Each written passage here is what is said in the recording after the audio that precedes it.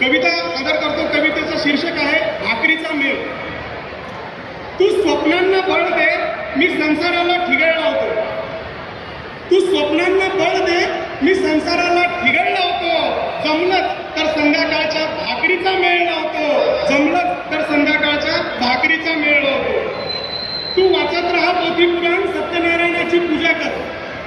तू वाचत राहा पोथी पुराण, सत्यनारायणाची पूजा कर. अजून थोडी वाट पहा, अजून थोडा धीर धर.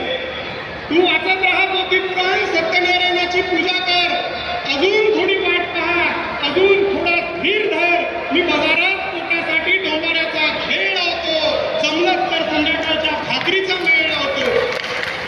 तू स्वप्नांना बळ दे, मी संसाराला ठिगळ लावतो. लोक खुशाल जगतात कम्प्युटर, इंटरनेट, व्हॉट्सअपच्या युगात. लोक खुशाल जगतात कम्प्युटर, इंटरनेट, व्हॉट्सअपच्या युगात. त्यांना खरंच पटत नाही की भाकरीचा प्रश्न आमचा अजूनही सुटत नाही. तर लोक खुशाल जगतात कम्प्युटर, इंटरनेट, व्हॉट्सअपच्या युगात. त्यांना खरंच पटत नाही की भाकरीचा प्रश्न आमचा अजूनही सुटत नाही. कळणाऱ्यांना कळू दे, छळतील त्यांना छळू दे.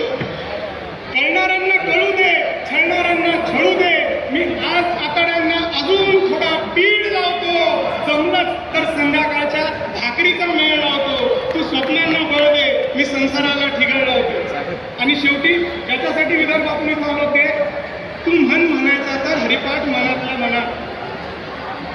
तू म्हणायचा तर हरिपाठ मनातल्या मनात. लेकरांना मात्र बाबासाहेब उगाळून पाड. शिवाजीची कथा सांग, तुकोबाची गाथा सांग.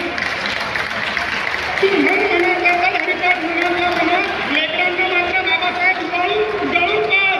शिवबांची कथा सांग, तुकोबांची गाथा सांग. मी आज घरी यायला मुद्दाम थोडा वेळ लावतो. जमलंच मी आज घरी यायला मुद्दाम थोडा वेळ लावतो. जमलंच तर उद्या पुन्हा भाकरीचा मेळ लावतो. तू स्वप्नांना बळ